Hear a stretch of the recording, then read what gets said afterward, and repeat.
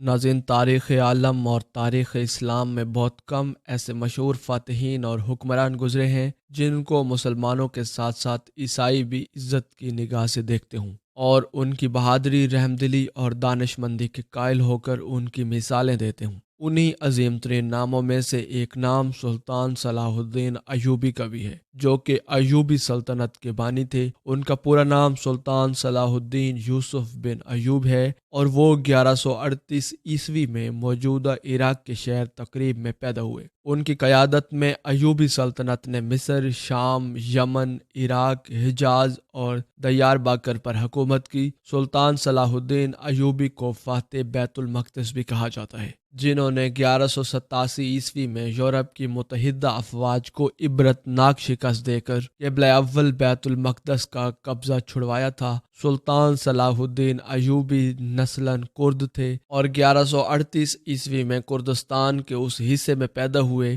جو ابھی عراق میں شامل ہے۔ آپ شروع میں سلطان نور الدین زنگی کے ہاں ایک فوجی افسر تھے، جبکہ مصر کو فتح کرنے کے لیے شیرکو کی قیادت میں، جو کہ سلطان صلاح الدین ایوبی کے چچا بھی تھے، مصر پر حملہ کیا گیا۔ اس میں سلطان صلاح الدین ایوبی بھی شامل تھے، لہٰذا مصر کی فتح کے بعد 1171 میں انہیں مصر کا حاکم مقرر کر دیا گیا۔ ان کی کوئی لائق اولاد نہیں تھی، لہٰذا سلطان صلاح الدین ایوبی 1174 میں حکمرانی پر فائز ہوئے اور یہاں سے انہوں نے مزید فتوحات کا ایک سلسلہ شروع کیا اور دیکھتے ہی دیکھتے 1182 تک شام، موصل، حلب وغیرہ کو فتح کر لیا اور یوں اپنی سلطنت کو مزید وسعت دے دی اور اپنے جنگی کارناموں میں نور الدین زنگی پر بھی بازی لے گئے۔ سلطان صلاح الدین ایوبی میں جہاد کا جذبہ کوٹ کوٹ کر بھرا ہوا تھا اور بیت المقدس کی فتح ان کی زندگی کی سب سے بڑی خواہش تھی۔ اس دور حکومت میں صلیبی بادشاہ اور جنرل پرونینٹ کے ساتھ 4 سالہ معاہدہ صلح ہو چکا تھا، جس کے مطابق دونوں یعنی مسلمان اور صلیبی ایک دوسرے کی ممکنہ مدد کرنے کے پابند تھے، مگر یہ معاہدہ محض رسمی اور کاغذی ثابت ہوا کیونکہ صلیبی افواج مسلسل اپنے اشتعال انگیزیوں، قتل و غارت اور لوٹ مار میں مصروف تھیں، یہاں تک کہ مسلمانوں کے قافلوں کو باقاعدہ لوٹ رہے تھے۔ مگر حد اس وقت ہو گئی جب 1186 میں صلیبی بادشاہ رونالڈ نے باقی بہت سے عیسائی امراء کے ہمراہ مدینہ منورہ پر حملے کی غرض سے حجاز مقدس پر حملہ آور ہوا، مگر سلطان صلاح الدین ایوبی کو اس کی خبر ہو گئی، لہٰذا انہوں نے فوراً رونالڈ کا تعاقب کیا اور اسے دبوچ لیا۔ لہٰذا یہاں ایک گھمسان کی جنگ ہوئی جس میں 30,000 عیسائی ہلاک ہو گئے اور اتنے ہی عیسائیوں کو قیدی بھی بنا لیا گیا، کیونکہ اس موقع پر سلطان صلاح الدین ایوبی نے جنگی سوجھ بوجھ اور عقل مندی کا مظاہرہ کرتے ہوئے ایک آتش گیر مادہ زمین پر ڈلوا دیا تھا، جس سے زمین پر آگ بھڑک اٹھی تھی، جس نے صلیبیوں کی کمر توڑ کر رکھ دی۔ بادشاہ رونالڈ نامی ایک صلیبی بادشاہ تھا۔ حجاز مقدس کے لیے مسلمانوں کے قافلے اسی کے پاس سے ہو کر جایا کرتے تھے۔ ایک مرتبہ مسلمانوں کے حاجیوں کے قافلے کو لوٹ لیا اور بڑے غرور میں بولا کہ بلاؤ اپنے محمد کو کہ وہ تمہیں بچا لے، اور یہ کہہ کر اس نے تمام حاجیوں کو وہیں موقع پر ہی ذبح کر دیا۔ ناظرین، یہ خبر جب سلطان صلاح الدین ایوبی تک پہنچی تو وہ غصے سے تل ملا اٹھا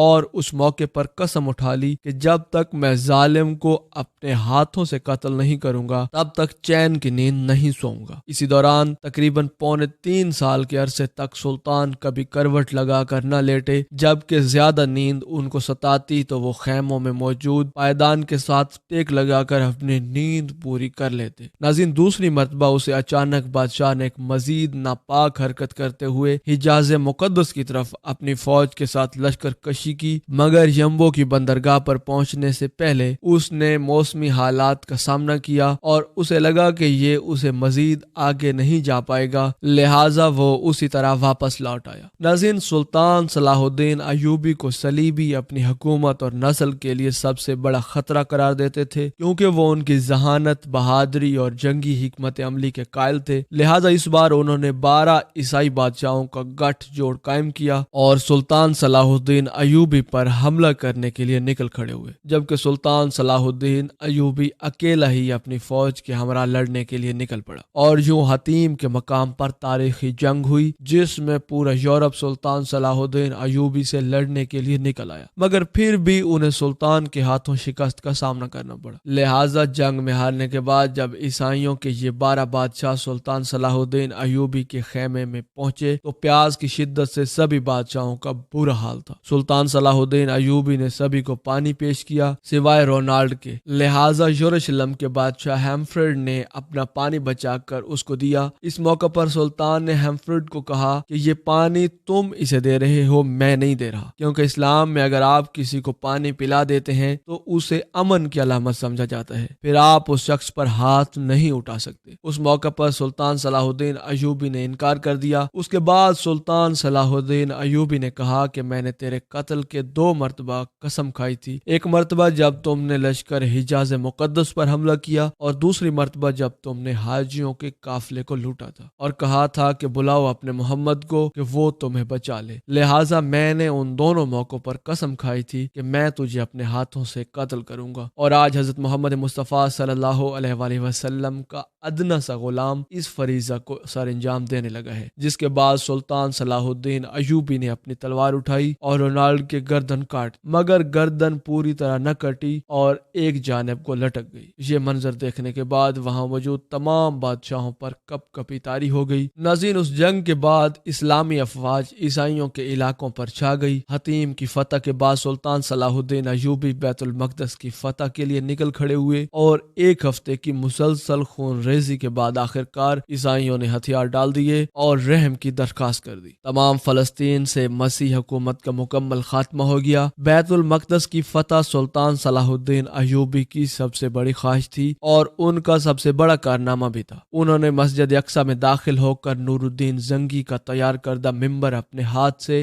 مسجد میں رکھا۔ اس طرح نور الدین زنگی کی خواہش سلطان کے ہاتھوں پوری ہوئی۔ سلطان صلاح الدین ایوبی نے بیت المقدس میں داخل ہو کر وہ مظالم نہیں کیے جو اس شہر پر قبضے کے بعد عیسائی افواج نے کیے تھے۔ وہ ایک مثالی فاتح کی حیثیت سے بیت المقدس میں داخل ہوئے اور فدیہ لے کر ہر عیسائی کو امان دے رہے تھے، جبکہ جو غریب فدیہ نہیں دے سکتا تھا ان کے فدیے کی رقم خود سلطان صلاح الدین ایوبی اور ان کے بھائی ملک العادل نے خود ادا کی۔ ناظرین، بیت المقدس کی فتح کے بعد چونکہ تمام مسیح حکومت ختم ہو گئی تھی جو فلسطین میں 1099 عیسوی میں قائم ہوئی تھی، تمام فلسطین مسلمانوں کے قبضے میں آ گیا تھا، جو کہ 761 سال تک مسلمانوں کے قبضے میں رہا، یہاں تک کہ 1948 میں امریکہ، برطانیہ اور فرانس کی مشترکہ سازش سے یہاں ایک ملک وجود میں آیا جس کا نام اسرائیل ہے، اور بیت المقدس کا نصف حصہ ان یہودیوں نے قبضے میں لے لیا۔ ناظرین، 1967 کی عرب اسرائیل جنگ میں بیت المقدس پر اسرائیلیوں نے دوبارہ قبضہ کر لیا اور یوں آج بھی قبلہ اول بیت المقدس کسی سلطان صلاح الدین ایوبی کا منتظر ہے۔ ناظرین، بیت المقدس پر قبضہ کی خبر جب یورپ پہنچی تو تمام یورپ میں کوہرام مچ گیا اور ہر طرف لڑائی کی تیاریاں ہونے لگیں۔ جرمنی، اٹلی، فرانس اور برطانیہ کی فوجیں اس قبضے سے لڑنے کے لیے روانہ ہونے لگیں۔ یورپ کی اس متحدہ فوج کی تعداد 6 لاکھ کے قریب تھی۔ عیسائی فوج نے اب تک اتنی عظیم الشان فوج ابھی تک قائم نہیں کی تھی۔ یہ عظیم الشان لشکر یورپ سے آیا اور ایکا کی بندرگاہ کا محاصرہ کر لیا، جبکہ سلطان صلاح الدین ایوبی تنہا ایکا کی حفاظت کے لیے تمام انتظامات مکمل کر چکے تھے، مگر صلیبیوں کو مسلسل یورپ سے مدد پہنچ رہی تھی، لہٰذا اس مارکے میں 10,000 عیسائی قتل ہونے کے باوجود سلطان صلاح الدین ایوبی کو کسی دوسرے اسلامی ملک کی مدد اور تعاون حاصل نہ ہو سکا۔ اس لیے صلیبی ناکہ بندی کی وجہ سے اہل شہر اور سلطان کا تعلق ٹوٹ گیا اور سلطان صلاح الدین باوجود اپنی پوری کوشش کے مسلمانوں کو مزید طاقت فراہم نہ کر سکے، لہٰذا تنگ آ کر شہر کے لوگوں نے امان کے وعدے پر اپنے شہر کو عیسائیوں کے حوالے کر دینے پر رضامندی ظاہر کی۔ فریقین کے درمیان معاہدہ طے ہوا جس کے مطابق مسلمانوں نے 2 لاکھ اشرفیہ فدیہ جنگ ادا کرنے کا وعدہ کیا اور صلیب اعظم اور 500 عیسائی قیدیوں کی واپسی پر مسلمانوں نے ہتھیار ڈال دیے۔ مسلمانوں کو اجازت دی گئی کہ وہ اپنے تمام مال و اسباب لے کر شہر سے نکل جائیں، مگر رچر سلیبی اور میسورین کو قتل کر دیا۔ ناظرین، ایکا کے بعد صلیبیوں کا اگلا مارکہ اسکلان تھا۔ یہاں پہنچنے سے پہلے عیسائیوں کا سلطان صلاح الدین ایوبی نے 11 مرتبہ مقابلہ کیا۔ سب سے اہم مارکہ درسوف کا تھا، جس میں سلطان نے بہادری اور جوانمردی کی عظیم مثالیں پیش کی، جن کی بدولت کسی مسلمان حکومت خصوصاً خلیفہ بغداد کی طرف سے کوئی مدد نہیں پہنچی، لہذا سلطان کو پسپائی اختیار کرنی پڑی، جبکہ واپسی پر سلطان صلاح الدین ایوبی نے اسکلان کا شہر خود وجود ہی تباہ کر دیا، اور جب صلیبی وہاں پہنچے تو انہیں اینٹوں کے ڈھیر کے سوا کوئی چیز حاصل نہ ہو۔ اسی دوران سلطان صلاح الدین ایوبی کی حفاظت کی تیاریاں بھی مکمل کر لیں، کیونکہ اب صلیبیوں کا اگلا رخ بیت المقدس تھا۔ یوں سلطان نے اپنی مختصر فوج کے ساتھ اس قدر عظیم الشان لشکر کا جوانمردی سے مقابلہ کیا اور اتنی بہادری اور دانش مندی سے لڑے کہ صلیبیوں کو فتح کی کوئی امید نہ رہی، لہٰذا وہ صلح کی درخواست کرنے لگے۔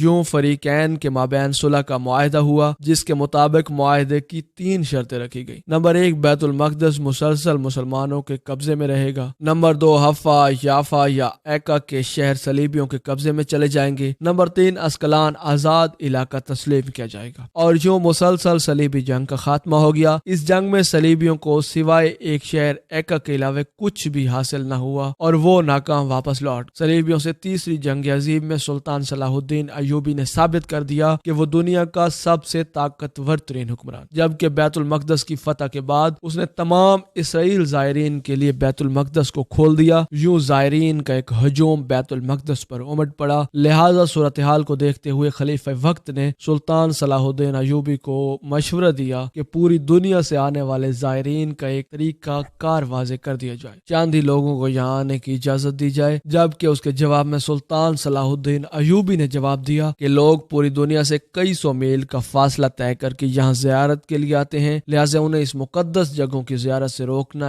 ان سے ناانصافی ہوگی۔ ناظرین، سلطان صلاح الدین ایوبی ایک ایسا عظیم حکمران تھا جو میدان جنگ میں غضب برپا کرنے والا ایک بہادر جنگجو تو تھا ہی، لیکن ایک رحم دل انسان بھی تھا۔ سلطان صلاح الدین ایوبی نماز پنجگانہ کا پابند اور نفلی عبادت گزار تھا۔ اس نے کبھی کوئی نماز نہ چھوڑی تھی۔ ان کے ساتھ ہمیشہ ایک امام موجود ہوتے تھے، اور اگر کوئی امام موجود نہ ہوتا تو یہ کسی عالم دین کے پیچھے نماز ادا کر لیتے تھے۔ سلطان صلاح الدین ایوبی نے ساری زندگی میں جو کچھ بھی کمایا اس کا بیشتر حصہ صدقے اور خیرات میں خرچ کر دیا، اور کبھی بھی وہ اتنی دولت جمع نہ کر پائے کہ وہ زکوٰۃ ادا کر پاتے۔ ان کی ایک بہت بڑی خواہش تھی کہ وہ حج کا فریضہ ادا کر سکیں، مگر وہ جہاد میں اس حد تک مصروف رہے کہ نہ ہی اتنی رقم جمع کر سکے کہ وہ حج کا فریضہ ادا کر سکے، لہٰذا یہی خواہش لے کر وہ انتقال کر گئے۔ ناظرین، ایک عظیم حکمران بننے کے لیے ایک انسان کو ہمت والا، اصولوں کا پابند، مضبوط ارادوں والا، مگر انصاف اور رحم کرنے والا ہونا چاہیے۔ سلطان صلاح الدین ہر پیر اور جمعرات کو ایک اجلاس منعقد کرتے تھے، جس میں بیٹھ کر وہ عام عوام کی فریاد سنا کرتے تھے۔ اس محفل میں قانون دان، قاضی صاحبان اور عالم دین بھی شرکت کرتے تھے۔ انہوں نے اپنی پوری زندگی میں کبھی کسی کی مدد کرنے میں کوئی کوتاہی نہ برتی، اور نہ ہی کبھی کسی سے بد کلامی کی، نہ کبھی کسی مسلمان کے خلاف اپنے قلم کو استعمال کیا۔